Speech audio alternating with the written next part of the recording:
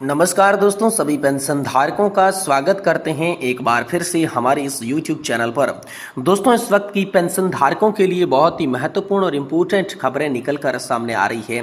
जी हाँ दोस्तों, पेंशन बढ़ोतरी का इंतजार कर रहे लाखों पेंशन धारकों के लिए इस बार बड़ी खुशखबरी आई है। दोस्तों, 18 महीने के DA एरियर को लेकर नए प्रस्ताव पर दोस्तों आप सभी के लिए मोहर लग चुकी है। 2,30,000 रुपये आप सभी के खाते में आएंगे। 1 करोड़ कर्मचारियों के लिए यहाँ पर बड़ी खुशखबरी बताई जा रही है। DA को लेकर बड़ी खबर है, तो इसके बारे में भी दोस्तों आज की इस वीडियो के अंदर बात करेंगे। वहीं दोस्तों, पेंशन धारकों के लिए केंद्र सरकार ने महत्वपूर्ण आदेश सर्कुलर जारी किया है। साथ ही दोस्तों 2 तोहफे पेंशन भोगियों को दिए हैं, जिससे पेंशन भोगी खुश हो चुके हैं। तो दोस्तों इसके बारे में बात करेंगे कि आखिरकार 2 तोहफे कौन कौन से मिले हैं पेंशन भोगियों के लिए, केंद्र सरकार ने क्या यहाँ पर जो है तोहफे दिए हैं, इसके बारे में बात की जाएगी।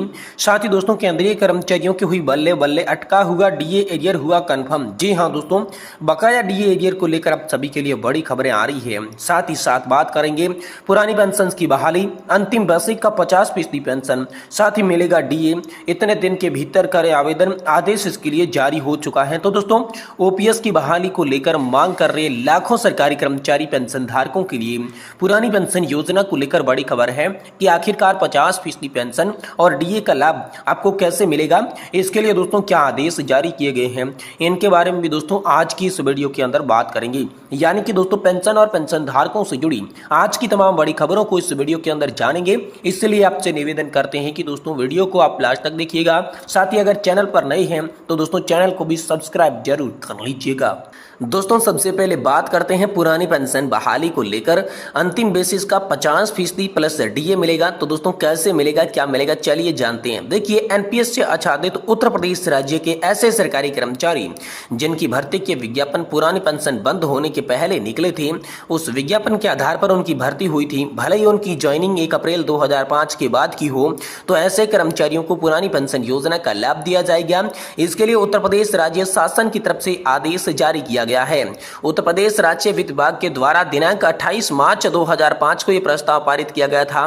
राज्य सरकार की सेवा और ऐसे समस्त शासन के नियंत्रणाधीन स्वास्थ्य निकाय और शासन की सहायता प्राप्त शिक्षण संस्थानों में जिसमें पेंशन योजना लागू है, उनका वित्त पोषण राज्य सरकार की निधि से किया जाता है। तो दिनांक 1 अप्रैल 2005 अथवा उसके पश्चात नवयुक्त के लिए यहाँ पर NPS आच्छादित हुए थे। तो ऐसे कर्मचारी जिनकी भर्ती के विज्ञापन राष्ट्रीय पेंशन प्रणाली की अधिसूचना की तारीख से पहले निकला गया था, तो उन विज्ञापन के अनुसार उनकी नियुक्ति हुई थी।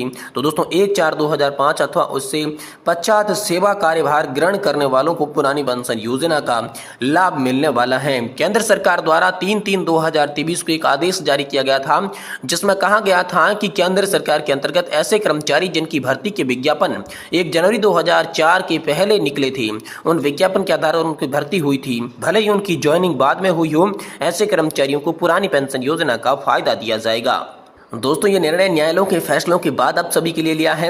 इस संबंध में न्यायालयों के निर्णय के अंदर सरकार के दिनांक 3/3/2023 के आदेश अनुसार अब उत्तर प्रदेश राज्य सरकार द्वारा गहन विचारोपन प्रांत ये निर्णय लिया गया है। 28 मार्च 2005 से पहले भर्ती के विज्ञापन के जरिए जो भर्ती हुई थी, उन्हें चाहे ज्वाइनिंग कभी भी मिली हो, ऐसे कर्मचारियों को पुरानी पेंशन योजना का लाभ दिया जाएगा।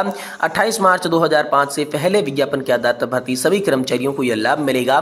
उत्तर प्रदेश सरकार ने कार्मिक और परिषद विभाग, सांसदों और साथ ही साथ सांसद से सहायता प्राप्त शिक्षण संस्थानों और राज्य सरकार द्वारा अनुच्छादित स्वास्थ्य निकायों जिसमें पेंशन लागू है, जिनकी वित्त पोषण सरकार की निधि से किया जाता है, तो ऐसे कर्मचारियों को पुरानी पेंशन योजना का लाभ दिया जाएगा।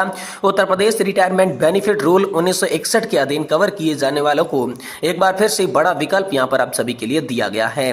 वहीं दोस्तों आप सभी के लिए DA को लेकर बड़ी खबर निकलकर सामने आ रही है। 7वें वेतन आयोग के तहत पेंशन पाने वाले केंद्रीय कर्मचारियों के लिए बड़ी खुशखबरी है, क्योंकि जनवरी 2024 से जून 2024 के बीच सितंबर तक ब्याज का आवंटन घोषित कर दिया गया है। इसमें 3% की वृद्धि की गई है।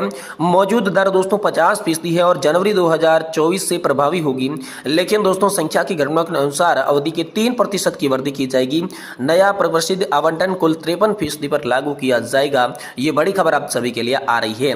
वहीं दोस्तों पेंशन धारकों के लिए सरकार ने हाई अलर्ट के साथ 2 शानदार तोहफे दिए हैं।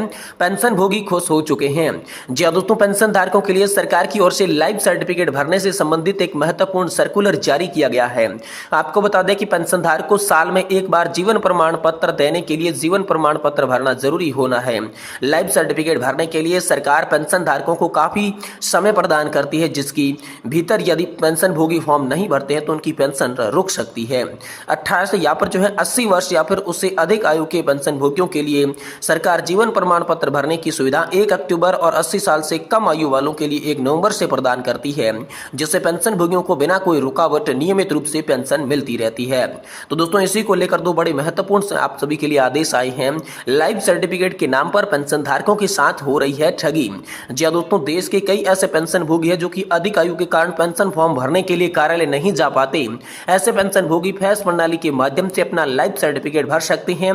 हालांकि लाइफ सर्टिफिकेट भरते समय पेंशन भोगी के लिए सावधानी बरतना आवश्यक होगा, क्योंकि आजकल कई साइबर अपराधी जो पेंशन भोगियों को लाइफ सर्टिफिकेट अपडेट कराने के नाम पर ठगी करते हैं। साइबर अपराधियों से पेंशन संबंधी पूरा डाटा जैसे कि पीपीओ नंबर, आधार कार्ड नंबर अपने पास रखते हैं।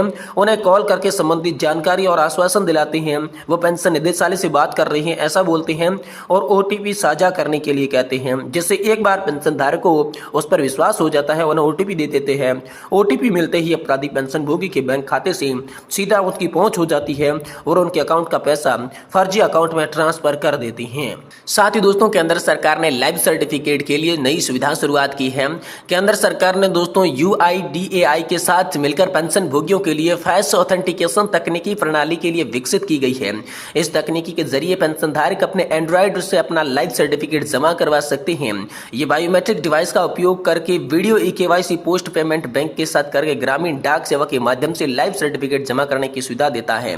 देश में डिजिटल ऑथेंटिक तकनीक के जरिए लाइफ सर्टिफिकेट के उपयोग हेतु जागरूकता फैलाने के लिए केंद्र सरकार ने पेंशन और पेंशन भोगी कल्याण विभाग ने नवंबर 2022 में एक राष्ट्रव्यापी अभियान शुरू किया। यह अभियान SBI, पंजाब नेशनल बैंक और पेंशन संघ UID और बेटी के सहयोग से 37 शहरों में चलाया गया। इस जागरूक अभियान के जरिए 35 लाख पेंशन भोगियों द्वारा डिजिटल लाइफ सर्टिफिकेट का उपयोग किया गया। तो सरकार ने दोस्तों बैंकों को भी इसके लिए सख्त निर्देश दिए हैं। केंद्र सरकार की ओर से ऐसे पेंशनधारक जो बीमार और बैंक नहीं जा सकते, उन्हें डिजिटल माध्यम से लाइफ सर्टिफिकेट भरने की नहीं जानकारी दी है, तो उनके लिए घर पे बैंक यहाँ पर जो है भेजकर डोर स्टेप सर्विस के जरिए जीवन प्रमाण पत्र भरने के निर्देश दिए। डोर स्टेप सेवा के जरिए पेंशन भोगी किसी को असुविधा का सामना नहीं करना पड़ेगा, वह आसानी से फॉर्म दोस्तों भर सकते हैं। इसको लेकर बड़ी खबर आई है। वहीं दोस्तों 18 महीने के DA एरियर की प्रस्ताव को लेकर दोस्तों मोहर लग चुकी है। 1 करोड़ के पेंशन यहाँ पर जो कर्मचारियों के लिए बड़ी खुशखबरी आई है। 1 करोड़ केंद्रीय कर्मचारी और पेंशन भोगियों के लिए बड़ी खुशखबरी है। लंबे समय से प्रतीक्षा कर रहे 18 महीने के महंगाई भत्ते के एरियर का प्रस्ताव आखिरकार सरकार के सामने रखा गया। कोविड-19 महामारी के चलते जनवरी 2020 से जून 2021 तक रोके गए DA और DR का भुगतान अब संभव हो सकता है। दोस्तों इसको लेकर महंगाई भत्ते की गणना में बदलाव को लेकर भी बात सामने आ रही है। साथ ही दोस्तों राज्य सरकारों ने नई पहल की है। यहाँ पर जो है राजस्थान सरकार ने भी 6वें वेतन आयोग के तहत आने वाले कर्मचारियों के लिए 18 महीने का लंबित DA एरियर देने का ऐलान किया है। वह इस पर केंद्र सरकार की प्रतिक्रिया भी सामने आई है। भारतीय रक्षा कर्मचारी संघ के महासचिव मुकेश सिंह ने केंद्र सरकार को 18 महीने के DA एरियर जारी करने का आग्रह किया। वित्त मंत्री निर्मला सीतारमण को लिखे पत्र में उन्होंने कहा कि महामारी के दौरान आर्थिक समस्याओं के कारण 2020-21 के DA और DR की 3 किस्तों को रोक दिया गया था।